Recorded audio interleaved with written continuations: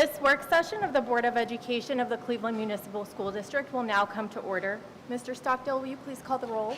Ms. Ellicott? Here. Mrs. Hudnall? Here. Mr. Briggs? Yes, here. Mr. Hurd? Here.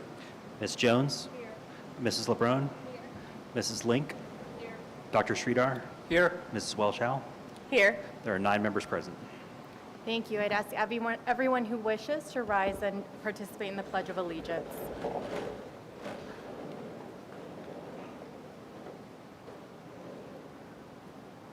I pledge allegiance to the flag of the United States of America, to the republic for which it stands, one nation, under God, indivisible, with liberty and justice for all.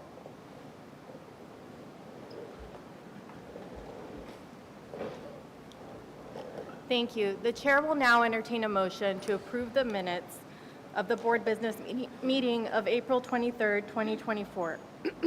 So moved. Thank you. All in favor signify by saying aye. Aye. Any opposed? The ayes have it. The minutes are approved.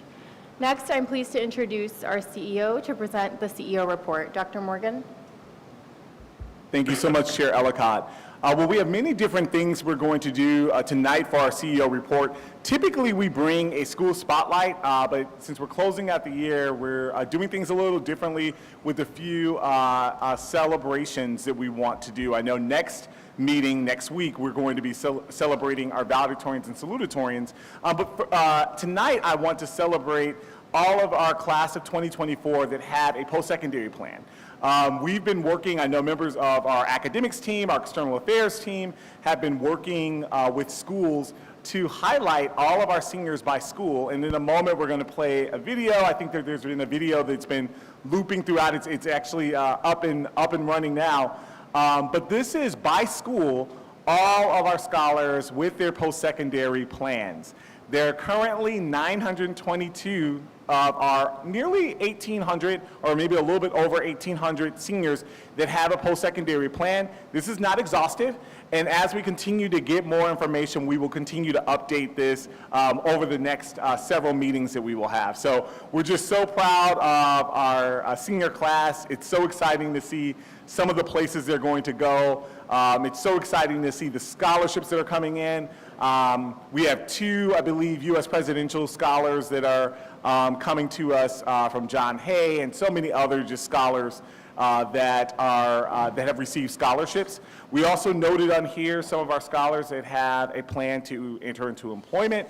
So as we continue to think about our goals around post-secondary that is centered in on college as well as career, and in some cases enlistment, so the 3 E's, employed, enrolled, enlisted.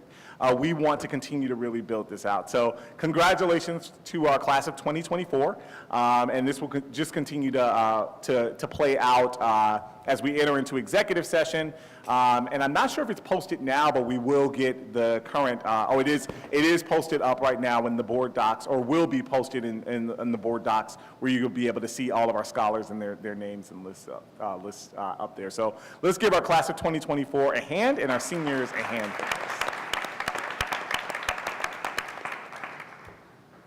I know we haven't nearly gotten through the video in the list, but it will be playing on loop, and we will also get it up on board docs if you haven't seen it, because I see we're only on our C's for our high school. But without further ado, I would like to bring up our Chief Financial Officer for the next portion of the CEO report to present where we are on our 2024-2025 fiscal year appropriation in our budget, as well as our 5-year forecast. As many of you know, throughout this year, we've been talking about our budget, our finances.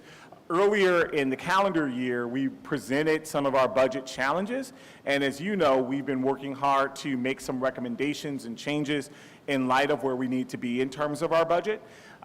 We've been working hard over the past few months to make some cuts, and in some cases, we actually surpassed and exceeded where we wanted to make cuts. I know Kevin will share that in a moment. To put us in a better position from where we actually projected in February we would be in the based on the state deficit plan. And this also includes, I know later on today we're going to be sharing more about a collective bargaining agreement. This budget and the 5-year forecast includes some of the recommended increases that are coming up in the contracts that we're going to discuss tonight. So without further ado, Kevin Stockdale. Thank you. Yeah, so the presentation tonight will be combined, and we'll start off with the budget leading directly into the 5-year forecast. Really talking about the budget, I wanted to talk about it at the internal level as well as in the external level, and to draw your attention to a few things that are happening. So internally, of course, you've all seen this before. This is the timeline of how we got to where we are now with our knowledge of our ESSER coming to an end, seeing a 5-year forecast that had a deficit with the state stepping in for fiscal precaution status, the board taking action in February and approving a plan that met the state's requirements, and now to where we are with adopting a budget.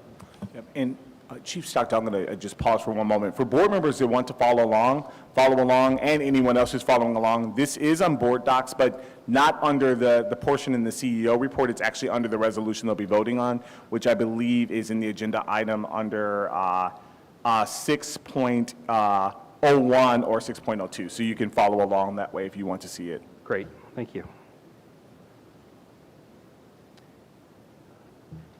Our work then plays into a larger process. So one of the requirements is that we adopt an annual budget by July 1st of every year for the following fiscal year, which is what we're presenting this evening.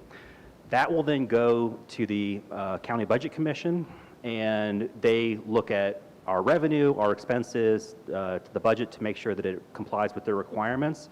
And I just wanted to let you know then what happens with it, because in the last meeting, you approved the tax budget, and that is actually the end of the prior fiscal year's budget process. So what happens is we pass the budget, it goes to the county approves it, we submit to them a tax budget request, which you will do by the end of the calendar year, and then they will come back and they will say, this is how much property taxes should be collected based on that. So those would be the next steps following this.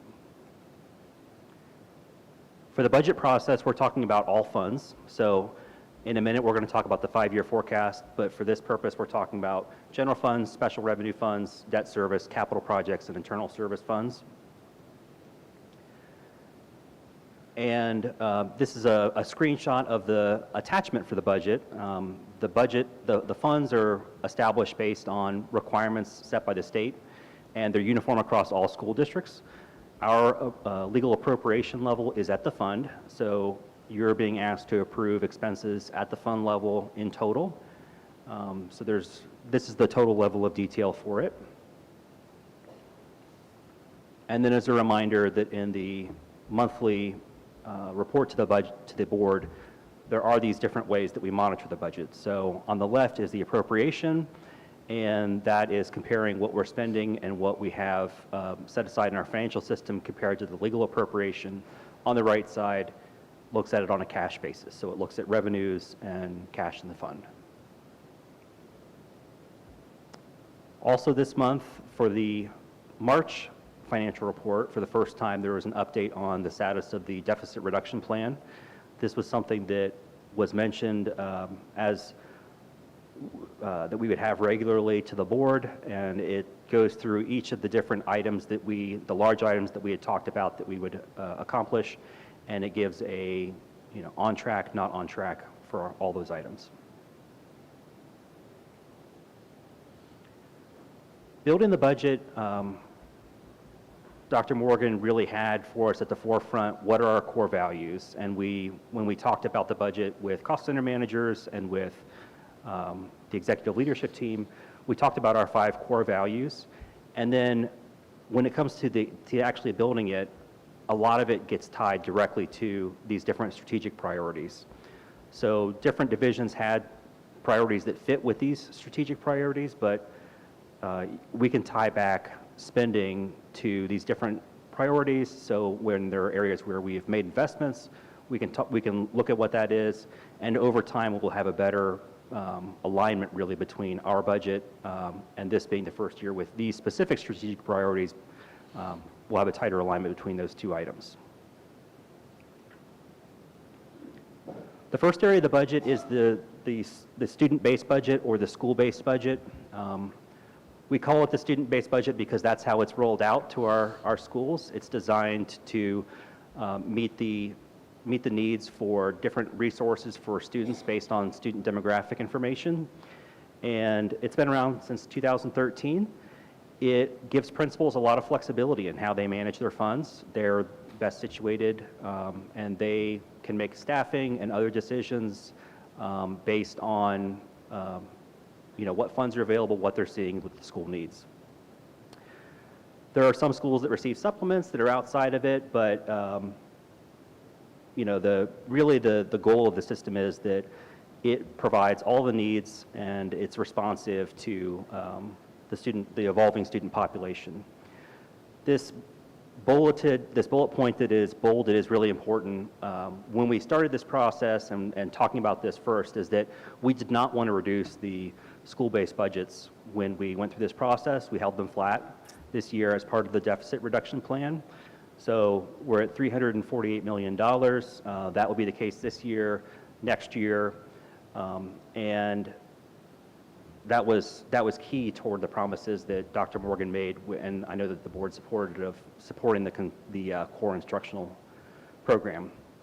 That's not to say that individual school budgets won't change. They will, based on enrollment patterns, but we do have these caps that are in place to prevent large swings in individual school budgets. So that's the first part of it. The second part is the central office budget, and these are the ones that are controlled by central office employees, chiefs, executive leadership team rather than a principal. A lot of the reductions that were brought to you as part of the deficit reduction plan were directed through a chief rather than at the principal level, and you can see those here.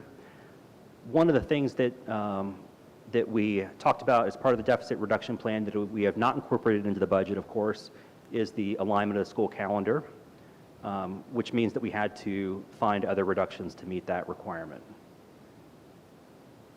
Something that's worth noting is that the board did set a target of a 10% reduction in central office staffing, and through this process, we exceeded that 12.6% reduction in positions.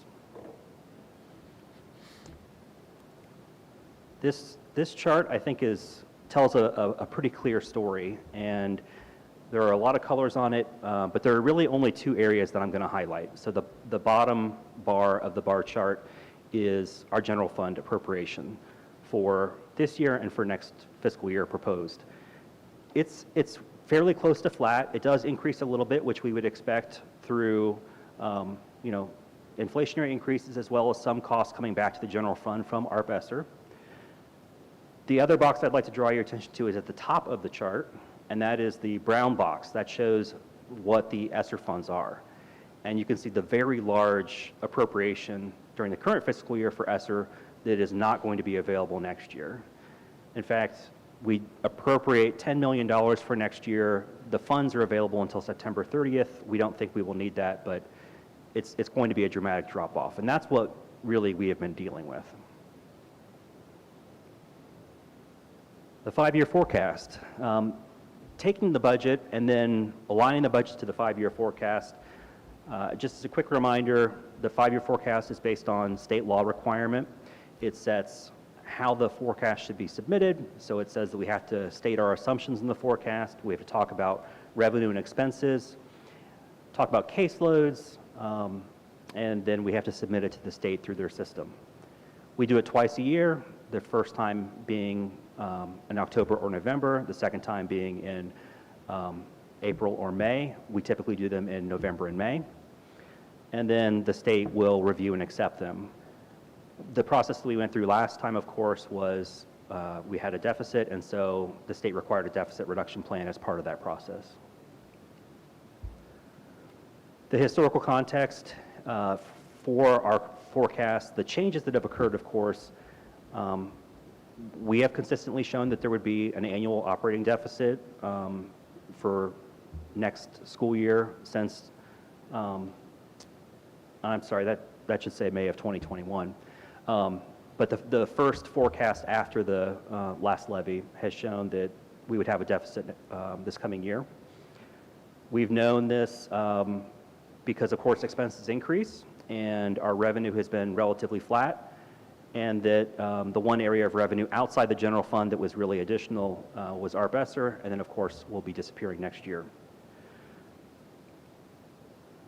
So speaking through some of the assumptions that go into the forecast, I'm going to start with the revenue, and these are all of the revenue sources for the general fund for the current fiscal year, and I'm only going to talk about a few of them. So I'll talk about property taxes, unrestricted state aid, and restricted state aid.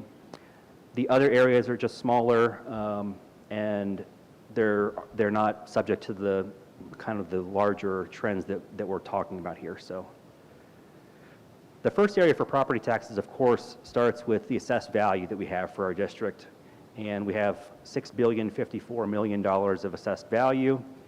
It's broken down this way. As you can see, residential is a little bit less than half, and this is important because this is a full reappraisal year. Every 6 years we go through this with the state. The county fiscal officer will be going around and they will actually be looking at the outside of houses to reappraise every property within the county.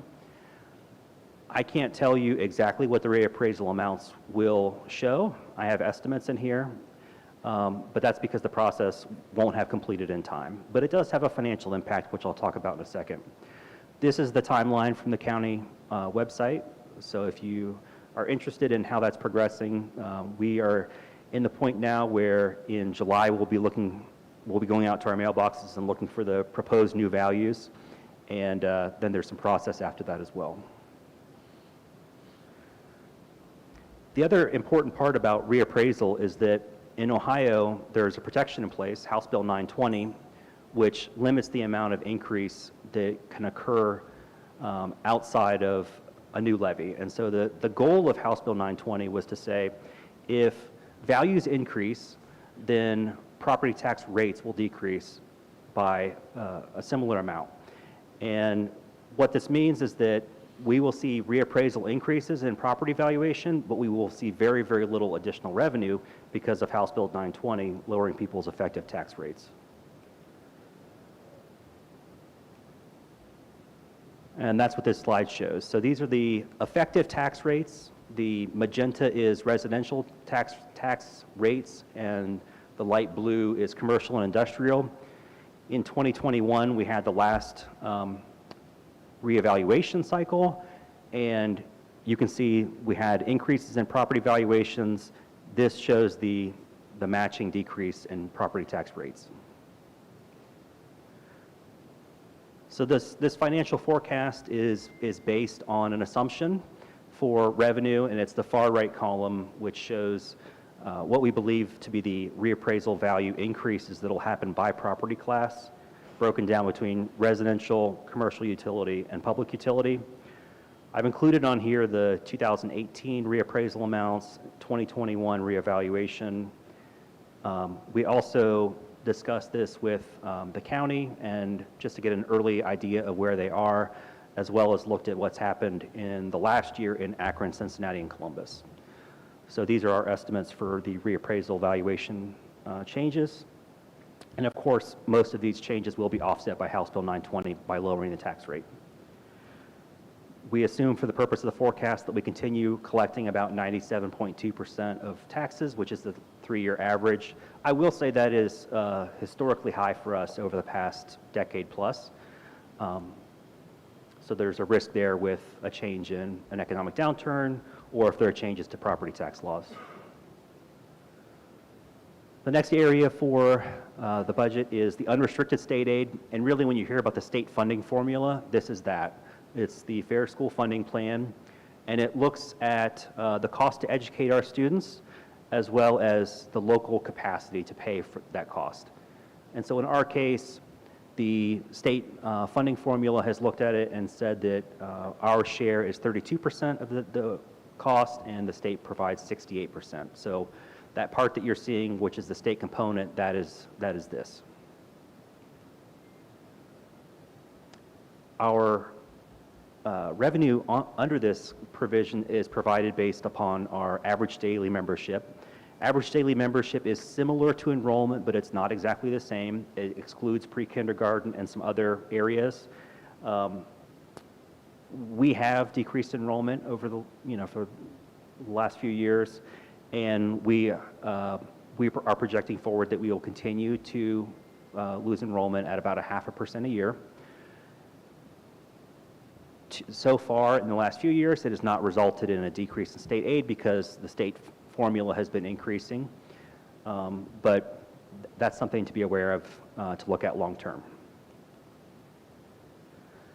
Restricted state aid really comes down to a few large areas, the two largest being disadvantaged pupil impact aid, which is for economically disadvantaged students being served by school districts, and then student wellness and success, which is geared toward the social and physical health of our student population.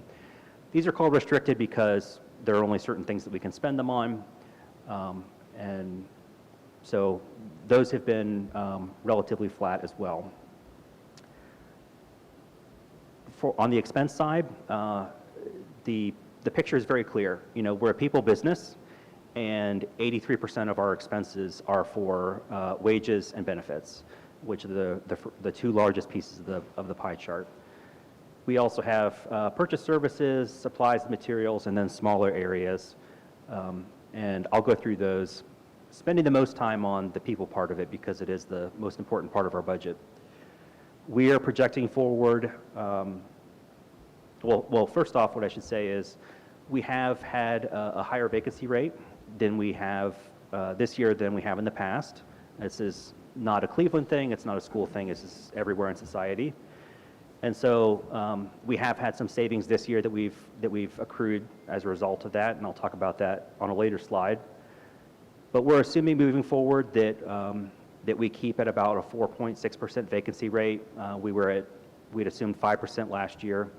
That's based on the reductions that we've already made, so the reductions in central office, and what our current filled level is for the remaining positions.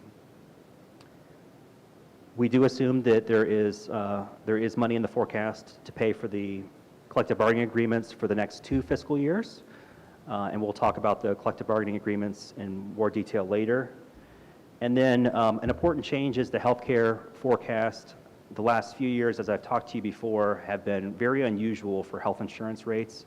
The last projection that we received was a 9.1% annual increase, and I talked about how we thought that was a temporary blip, and it does appear that it was a temporary blip. This year, we're a little bit under 4%, so in the forecast, we're returning back to this 6.5%, which has been our historical average increase per year. And then the final bullet point is just a reflection of the deficit reduction plan that we have reviewed with our outside consultant, the value of our health insurance fund, and that we exceed the cash balance that is required. So we will make adjustments to that for the next 2 years. For all other areas, we're reflecting very low inflation rates. This is fairly standard. This is what other districts are looking at as well, and that we patterned after. And then finally, of course, there are increases in areas outside of payroll, so supplies, maintenance, materials, contracts, for some things that are returning to the general fund from our ARPESTR. Those are things like information technology, textbooks, and summer learning. So jumping ahead to the May 5-year forecast that you're being asked to review, some changes that I want to draw your attention to. So this fiscal year 23-24, revenues are a little bit higher than they were in the previous forecast, so that has been favorable. Property tax collections have been higher. Our unrestricted state aid is higher, and we have earned more in interest as a result of higher interest rates and having more cash in the bank. Expenses have been lower, which is also favorable. To the extent that we're comfortable carrying those assumptions forward, we have. And I've talked about like the vacancy rates being a perfect example of that. We are projecting a little bit lower cash on hand amount at the end of the year, and that has to do with the footnote, which is every time I try to explain this, the worst part of the presentation, so I'll own that right now, that at the end of the fiscal year, we have to make sure that all funds are balanced, including our non-general funds. And so ARP ESSER being a very large grant that we are reimbursed for after the fact, we will wait for reimbursements for money that we have already spent money in ESSER for. So we temporarily transfer money out of the general fund to ESSER to cover that, and it will transfer back in after the first of the fiscal year. So I think the important takeaways, we will have a slightly better financial position to end this year. We have improved the 2 years out in the forecast. This is an improvement that is above and beyond what was required to allow us to enter into collective bargaining agreements, which is critical. And obviously that there will be long-term decisions that we will have to make, but I think overall very positive. And yeah. So just in summary, a few highlights that I want to share. And actually, before going through these highlights, Kevin, if you go back one slide to our current 5-year forecast, I do want to remind everyone of what our 5-year forecast looked like in May when we submitted the state deficit reduction plan. We fulfilled where we were going to be in terms of, for the next 2 fiscal years, being in the black, but we didn't have nearly as much cash on hand. If you may remember, for fiscal year 25-26, after doing the state deficit reduction plan in February, we would have only had about $400,000 on hand. So this represents the more aggressive and extensive cuts that we made in order to make sure that we were in a better financial position. I also want to make note that the 5-year forecast that we did in February when we did the state deficit reduction plan did not include any of the increases in the collective bargaining agreement, and this does. So that just goes once again to the point where we said we were going to make some really tough decisions around cuts. We did, and it improved our financial position. If you move ahead a slide, I do want to just recap, some really salient points here. We've been talking all year that due to the ARP ESSER funds ending, that this is what was causing the deficit, and that was brilliantly displayed on one of the slides where Kevin showed this year versus next year's budget, and seeing that a large part of our funds were ESSER funds, and we're losing that for next year. As I mentioned before, we exceeded our goal of 10%, particularly not only with the central office reductions in staff, but also just all of our budget cuts. We exceeded that. This budget also allows for the certification of our contract. We'll be talking about that in a moment, and for a multi-year extension of our contract. And then even though we've done some work with the cuts that we have to do, as you saw from the 5-year forecast, there's a lot of work that needs to be done. Beyond 25-26, we are still, we're back in the negative at the end of the year. And then also, if you look at the third row in our 5-year forecast, we still have a deficit to close. And so as we continue to talk to our board about decisions we need to make, there is definitely a need for us to get revenue into our system and also improve our district operations. And so those are 2 things we're going to be talking about a lot, not only on the side of how do we get money into the system, but also how do we improve the efficiencies and operations of the system? How do we look at our system really differently in terms of how much our expenses are given our current state and our current enrollment? So more to come on that, but that's just a summary of our report. We can take questions if you want, but we'll also discuss it afterwards. So if you want to take questions. Okay. Is there any discussion from board members? Dr. Sridhar? No, Oh. Mrs. Link? Thank you, Chair. Mr. Stockdale, I just want to understand better, it's slide 21, the assumptions on the House Bill 920. On the residential side, it's in 2021, we're at like 55%, and then for the next 3 years, it goes to 45%. Yeah. So could you just remind me how that works, please? Yeah, so like I said, 2021 was a reevaluation year, like a reappraisal year, and property values increased that year. And what this is showing, and it's not labeled, so that's probably part of the problem, the y-axis is, that's the effective millage tax rate. So what happened on the residential side was that there was an increase in property valuation, and in order to offset that increase in valuation, the property tax rate that was actually charged to residents dropped from just under 55 mils to a bit over 45 mils. There was something similar that happened on the commercial industrial side on a smaller scale. Okay, so without 920, which of course we've had forever, it would be higher, but because of 920, it drops. Yeah, the tax rate would have stayed the same. We would have collected much more tax revenue, but that didn't happen because of 920. Okay, thank you. Any other questions? Yes, Ms. Welch-Howell. Just one, thank you.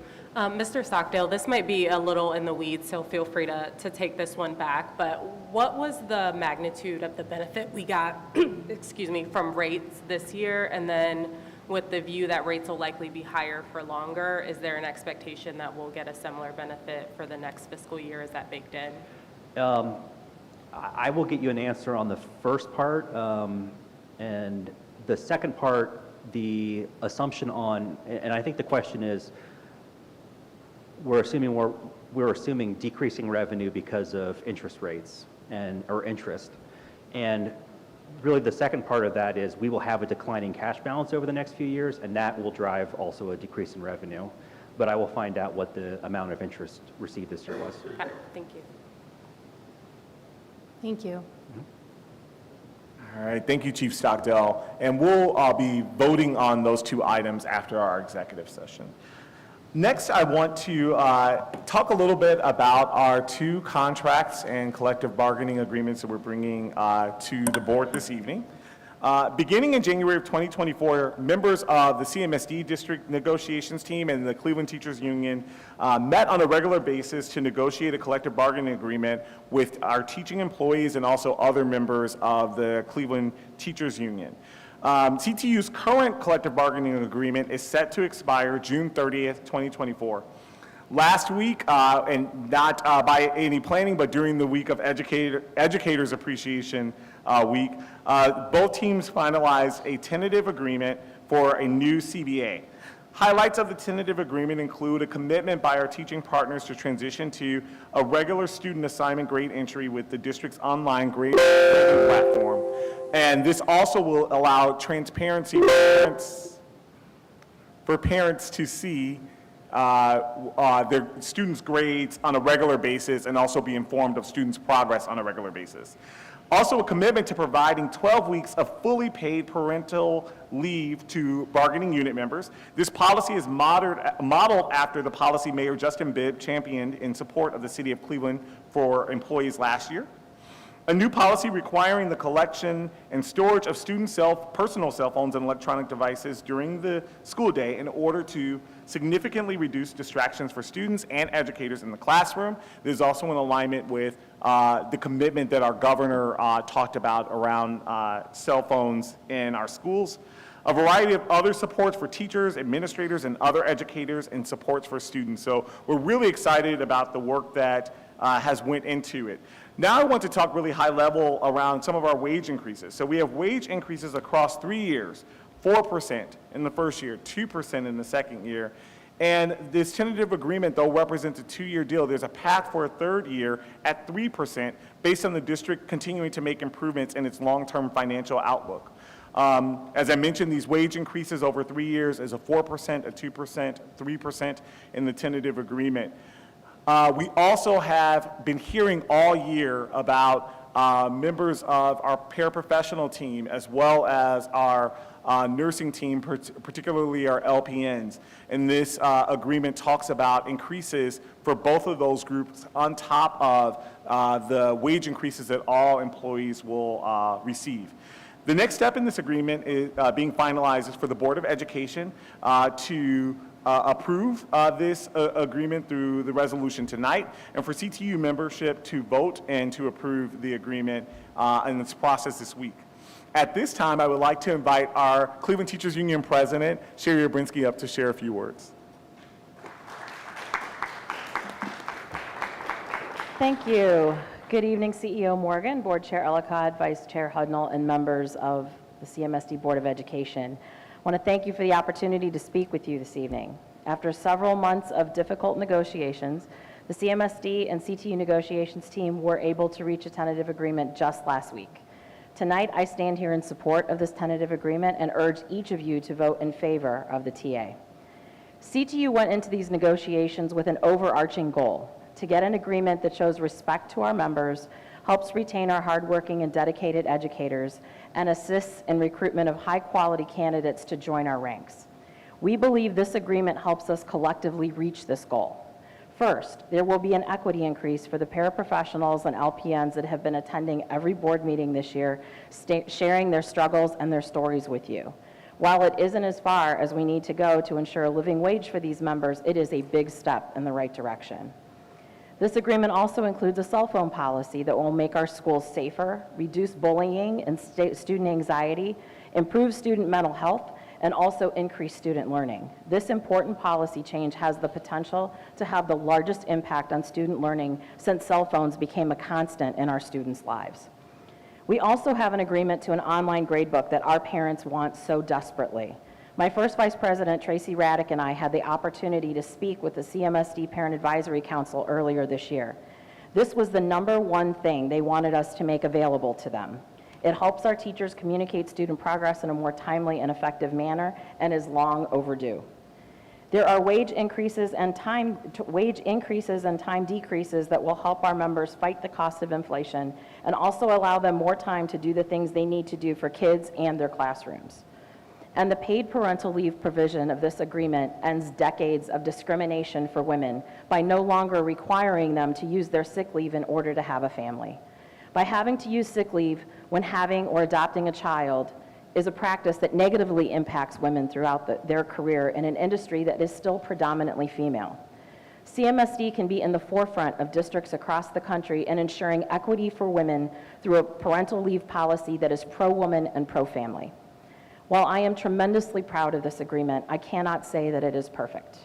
There are issues that we were not able to resolve, such as our current substitute crisis. I hope that the board will support and encourage CEO Morgan and his team to continue to work with the leadership of the Cleveland Teachers Union outside of contract negotiations to continue to address this and other important issues that impact the well-being of our students and staff.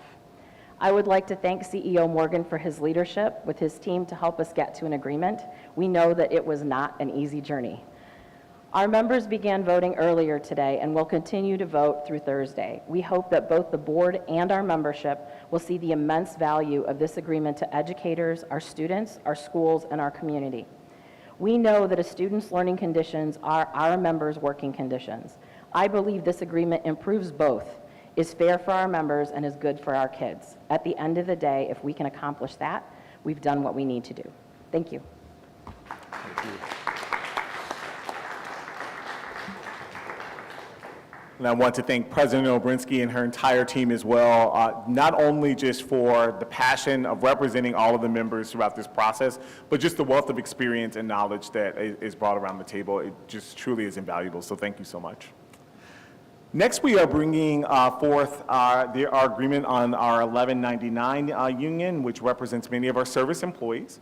Beginning in February of 2024, team members from the district and the Service Employees International Union District 1199 met on a regular basis to negotiate a collective bargaining agreement for 1199, which represents the district's 678 clerical, food service, and environmental service specialist employees. 1199's current CBA is set to expire June 30th of this year. Highlights of this tentative agreement include a 2-year deal that will extend into a 3rd year contingent on the district's future financial outlook. Wage increases across the 3 years of 4%, 2%, and 3%, similar to what I shared when talking about the Cleveland Teachers Union. A commitment to providing 12 weeks of fully paid parental leave, not paternal, but including paternal as well, parental leave to bargaining unit members, the same as done with Cleveland Teachers Union. A minor additional financial incentive for environmental service specialists who agree to help develop their peers through mentor support for new employees.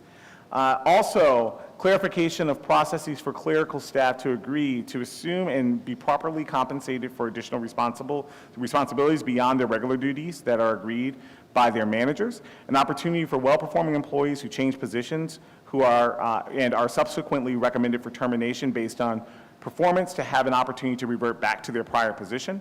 An opportunity for members to receive elevated severance payments based on their accumulated sick leaves upon retirement if they provide advance notice of their retirement and complete the remainder of their academic year. Many other changes designed to better organize the CBA and bring clarity to existing processes. The next additional step here is for the board to approve this, and then also for the 1199 membership to also vote on this agreement as well. At this time, I am so honored to bring up the 1199 President, Shahara Sher, who will speak on behalf of this collective bargaining unit.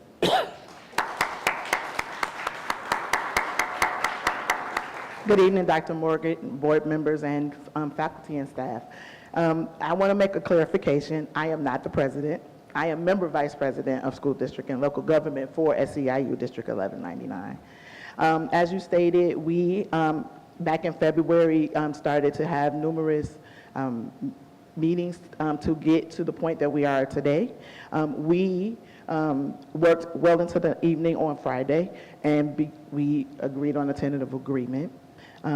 You mentioned a lot of our strides that we have made, much like CTU.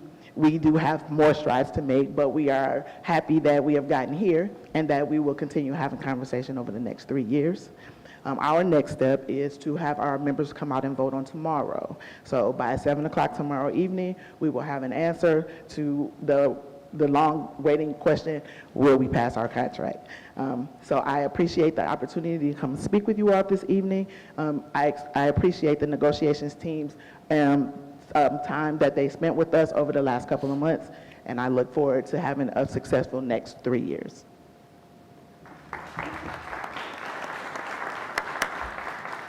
Thank you so much, and thank you for your leadership and for your work and advocacy. I know that you guys were meeting to very late hours on Friday, but was excited to hear when we reached that agreement. I also want to take a moment to acknowledge our district's negotiation team led by Andrew Roman, who's our general counsel. So all the members of the district negotiation team, if you're in the room, please stand. I'll also acknowledge them by name. So we have Andrew Roman, we have Lisa Farmer-Cole, Karen Thompson, Dr. Trent Mosley, Stephen Christian, Kevin Stockdale. We also have Paul Hoover, who's not in the room, and also Quinn Davis, who is not in the room as well. And I think that is everyone. Thank you for your leadership. We also have other unions that are continuing to negotiate or are starting the process. So we're just truly grateful for everyone's leadership.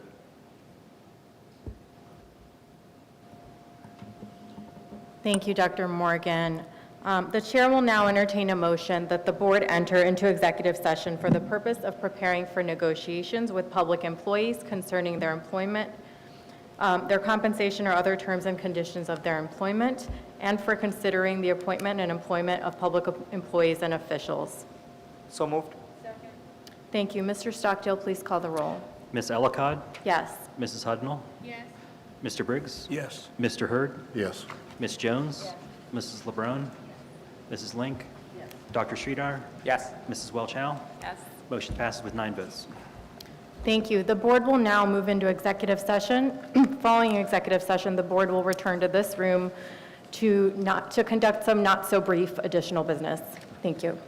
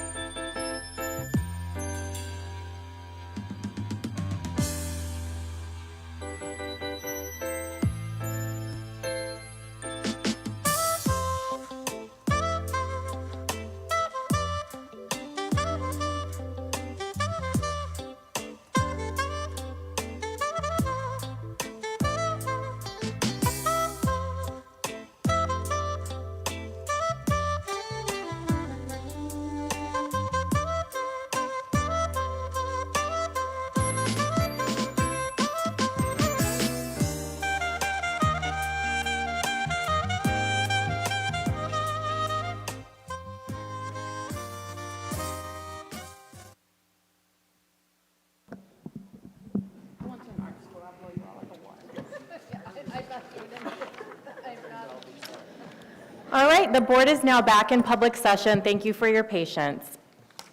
Now, while the board does not usually vote on resolutions at our work sessions, we have some time-sensitive items that we do need to vote on this evening. The first is Resolution 6.01.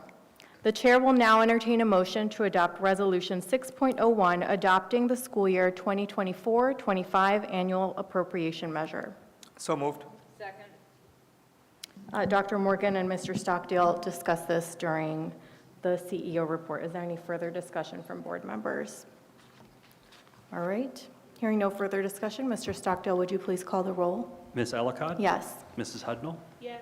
Mr. Briggs? Yes. Mr. Hurd? Yes. Ms. Jones? Mrs. LeBron? Yes. Mrs. Link? Yes. Dr. Sridhar? Yes. Mrs. Welch-Howe? Yes. The motion passes with 8 votes. Thank you. The resolution is adopted. The chair will now entertain a motion to adopt Resolution 6.02, approving the general fund 5-year financial forecast. Second. Thank you. And Dr. Morgan and Mr. Stockdale also discussed this during the CEO report. Is there any further discussion from board members? All right, hearing no further discussion, Mr. Stockdale, would you please call the roll? Ms. Ellicott? Yes. Mrs. Hudnall? Yes. Mr. Briggs? Yes. Mr. Hurd? Yes. Mrs. LeBron? Yes. Mrs. Link? Yes. Dr. Sridhar? Yes. Mrs. Welch-Howe? Yes. Motion passes with 8 votes. Great, thank you. The resolution is adopted. I do want to take a moment just to really thank you, Mr. Stockdale, and the senior team for all your work on the budget and the 5-year forecast. I know that it was a humongous task over a long period of time and that many difficult decisions were made. I really appreciate the thoroughness with the report to the board, and I appreciate the team really keeping students top of mind in making these financial decisions and keeping the cuts away from our students as we work to support them in their educational future. So just a thank you for me and the board. All right. The chair will now entertain a motion to adopt Resolution 7.01, approving a negotiated agreement between the Cleveland Teachers Union, AFT Local 279, and the Board of Education of the Cleveland Municipal School District. So moved.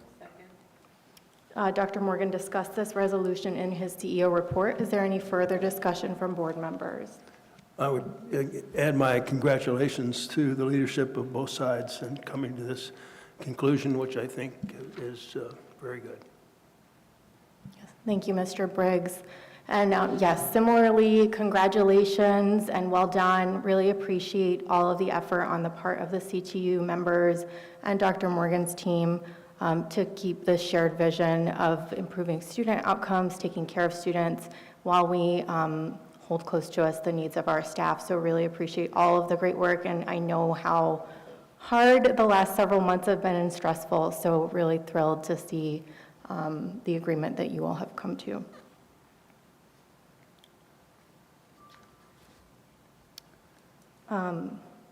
Where was I? Sorry. Oh, yes. Is there, hold on. Thank you. Yes. Is there any further discussion? Okay. Would you please call the roll? Ms. Ellicott? Yes. Mrs. Hudnall? Yes. Mr. Briggs? Yes. Mr. Hurd? Yes. Ms. Jones? Yes. Mrs. LeBron? Yes. Mrs. Link? Yes. Dr. Sridhar? Yes. Mrs. Welch-Howe? Yes. Motion passes with 9 votes. Thank you.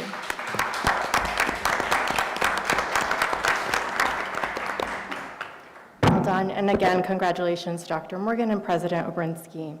The chair will now entertain a motion to adopt Resolution 7.02, approving a negotiated agreement between the Service Employees International Union District 1199 and the Board of Education of the Cleveland Municipal School District. So moved. Second. Thank you. Is there any further discussion? Again, my same congratulations to the leadership you. of both sides. And again, same, I don't know if Ms. Shearer is here. Yeah. Yes, oh, thank you. Thank you for all the hard work and the late nights leading into last Friday night. And similarly, congratulations to Dr. Morgan and team for all the work together. Really thrilled to have this agreeable outcome. Hearing no further discussion, could we please call the roll? Ms. Ellicott? Yes. Mrs. Hudnall? Yes. Mr. Briggs? Yes. Mr. Hurd? Yes. Ms. Jones? Yes. Mrs. LeBrun? Yes. Mrs. Link? Yes. Dr. Sridhar? Yes. Mrs. Welch-Howe? Yes.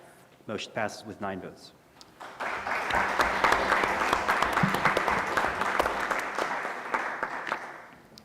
Wonderful. All right.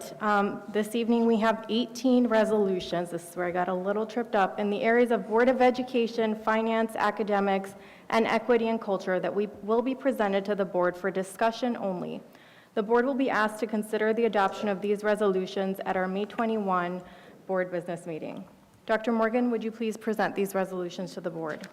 Yes, first we have 8.01, authorizing the 24-25 membership in the Ohio High School Athletic Association. Under the Ohio High School Athletic Association Constitution, in order for a school district to maintain its OHSAA membership, the District Board of Education must annually adopt a resolution authorizing its membership for its 7th through 12th grade schools no later than June 30th. This is an annual resolution the board typically adopts each spring.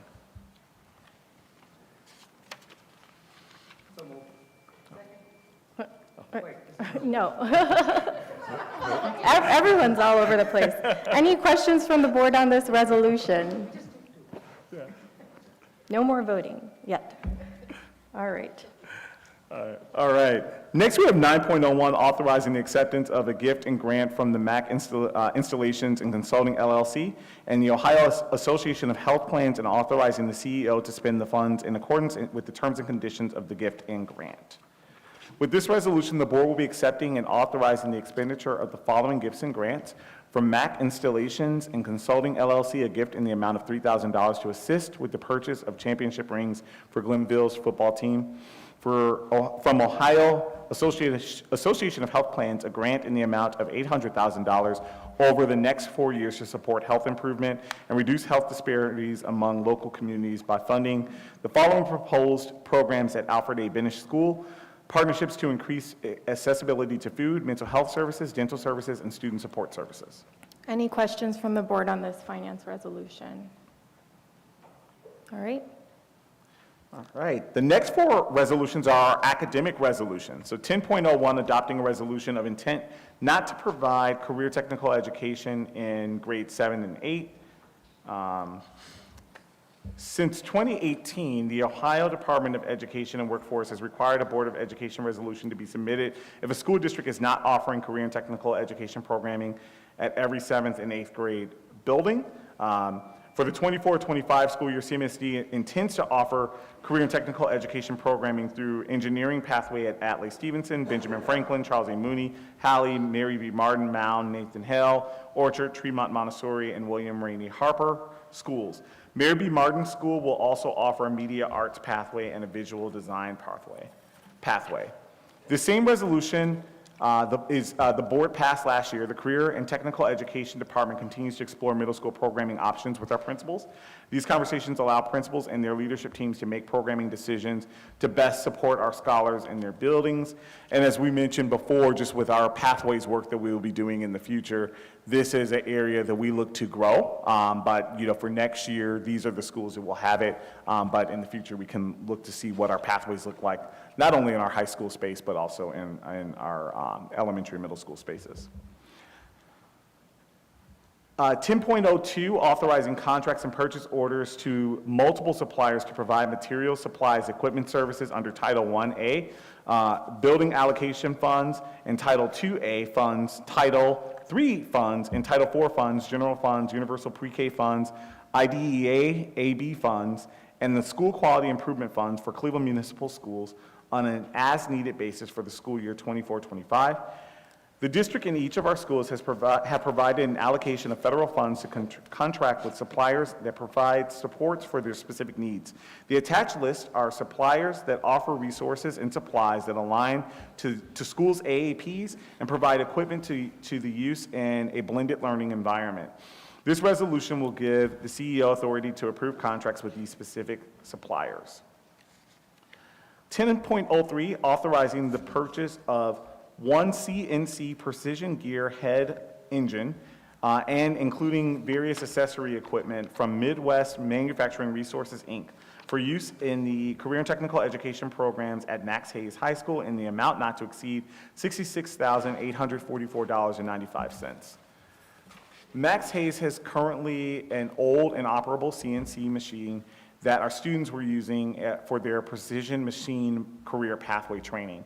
This resolution will approve the school's purchase of a new CNC machine, which offers a different method of CNC work, permitting students to be fully trained for any environment they may encounter in their potential place of employment. Additional information about this equipment, including photos, is included in the resolution and its exhibits. 10.04, determining the textbook requirements for the Cleveland Municipal School District for the 23-24 school year, or for the 24-25 school year. This should say, and authorizing the CEO and or Chief Financial Officer to order and pay for such textbooks in the amount not to exceed $4,497,284.68. With this resolution, the board will be authorizing the purchase of textbooks and online curricular materials listed in the attached exhibit. You can see many curricular options. I know last month we brought our new ELA adoption and how we're streamlining that work. One of the things you'll see in the resolution are some of our resources for bilingual education students, some of the foundational literacy pieces you will see in here, also math supplemental texts. These are all different things that are included in here. Our commitment as a district and our academics team is to find the high quality curricular options to provide what works in our schools and centralize those curricular options across our schools so that we're providing more targeted support and also having high quality curricular options for all students, no matter which school they attend. So this is more work that is to come in the coming years, but you can see attached in the resolution all of the different materials that we are purchasing. Is there any discussion from board members? All right. These next 12 resolutions are equity and culture resolutions. 11.01, authorizing the purchase of supplemental resources for the 24-25 school year in the amount not to exceed $230,607.83. This resolution supports the purchase of a variety of supplemental materials to enhance the family resources areas in all our schools. Parent ambassadors and other school staff are responsible for maintaining family bulletin boards and resource areas and/or rooms where space is available. Woodburn Press provides schools and educators with practical, engaging, affordable resources in multiple languages to support effective family engagement. This purchase includes a variety of grade-specific guides, brochures, pamphlets, video cards, and displays which provide information in English and Spanish for parents and or caregivers to support their children's social, emotional well-being, health development, and academic success. 11.02, authorizing the employment of teaching, non-teaching, and school-based administrative staff. This is a routine monthly resolution authorizing a total of 47 new hires this month, the details which are set forth in Exhibit A attached to this resolution. The other thing I'll note about our equity and culture resolutions and talent resolutions, the reason why you're seeing so much in this month, this is the end of the school year, so a typical time where we're doing a lot of hiring. We also have transitions and also the renewal of other contracts. So this is pretty typical for this time of the year where we would have lots of talent resolutions. I just wanted to state that. 11.03, authorizing the reclassification of employees. This is a routine monthly resolution authorizing the reclassification of a total of 13 employees this month, the details which are set forth in Exhibit A attached to the resolution. 11.04, accepting the retirements, resignations, and other separations of employees. This is a routine monthly resolution accepting a total of 34 separations of employees this month, the details which are set forth in Exhibit A attached to the resolution. 11.05, authorizing the issuance of limited contracts for differential positions and the payment of additional earned compensation. This also is a routine monthly resolution authorizing that additional compensation to a total of 43 employees this month, the details which are set forth in Exhibit A attached to the resolution. 11.06, authorizing the payment of supplemental summer earned compensation to employees. This is a routine annual resolution to allow the payment to 10-month employees who perform supplemental duties as needed outside their contract during the summer hours, so particularly for summer school. 11.07, authorizing notice of intent to renew administrators. So this is a routine annual resolution expressing the board's intention to renew school-based administrator contracts. This is for 129 administrators whose names and other details are set forth in Exhibit A attached to the resolution. 11.08, authorizing and granting the continuing contract status of certified licensed employees. There's a routine monthly resolution authorizing the continuing contracts to 29 certified licensed employees whose names and positions are also set forth in the attached exhibit and resolution. 11.09, authorizing the granting of extended limited contract status to certified licensed employees. This is a routine annual resolution authorizing the extension of limited contracts to 2 teachers whose name and positions are also set forth in Exhibit A attached to the resolution. 11.10, authorizing the non-reappointment of substitute contract. This is a routine annual resolution authorizing the non-reappointment of substitutes whose names and positions are set forth in Exhibits A and B attached to the resolution. 11.11, authorizing the reappointments of substitutes, teachers, and substitute paraprofessionals. This is a routine annual resolution authorizing the reappointment of our 552 substitutes whose names and positions are set forth in Exhibit A and B attached to the resolution. 11.12, authorizing a contract for the 24-25 and 25-26 school years for Teach for America. And this is a professional development contract not to exceed $50,000 annually. This is a routine annual resolution authorizing a 2-year agreement. And the reason why it's annual, but for a 2-year agreement, every year for Teach for America, we have new core members whose term in the district is a 2-year term. The fee for that is $5,000 for each teacher in hard-to-staff areas such as special education, math, science, and middle schools. This fee covers the TFA annual professional development and also summer training to get them trained and certified. And we're estimating a total of 5 to 10 TFA members for the 24-25 and 25-26 school year. As I mentioned, not to exceed a total of $50,000 annually. Is there any discussion from board members on the talent resolutions? Okay. That concludes the presentation of the resolutions on tonight's agenda. Is there any old business? Okay. For the first order of new business, we do have 2 discipline resolutions. The chair will entertain a motion to adopt a resolution authorizing the suspension of a non-teaching employee. Thank you. Dr. Morgan, any explanation? Yes, this resolution is to approve a recommendation for a 3-day suspension without pay of district policies, procedures, and rules. Thank you. Is there any further discussion? Hearing no discussion, Mr. Stockdale, would you call the roll? Ms. Ellicott? Yes. Mrs. Hudnall? Yes. Mr. Briggs? Yes. Mr. Hurd? Yes. Ms. Jones? Yes. Mrs. LeBron? Mrs. Link? Yes. Dr. Sridhar? Yes. Mrs. Welchow? Yes. Motion passes with 9 votes. Thank you. The resolution passes. The chair will now entertain a motion to adopt a resolution authorizing the suspension of a non-teaching employee. Second. Thank you. Dr. Morgan, any explanation on this resolution? Yes, this resolution is to approve a recommendation for a 3-day suspension without pay for violation of district policies, procedures, and rules. Thank you. Is there any discussion from board members? Mr. Stockdale, would you please call the roll? Ms. Ellicott? Yes. Mrs. Hudnall? Yes. Mr. Briggs? Yes. Mr. Hurd? Yes. Ms. Jones? Mrs. LeBron? Yes.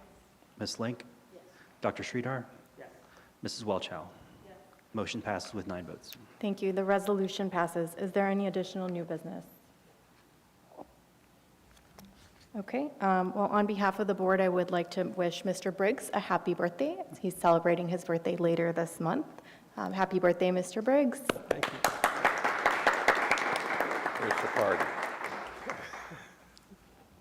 All right, the next regular board meeting will be a board business meeting next Tuesday, May 21st, which is a week from today, at 6:30 p.m. at John Marshall High School, 3952 West 140th Street. The chair will now entertain a motion to adjourn the meeting. So moved. Hearing no objection, this meeting is adjourned. Thank you. Have a good night.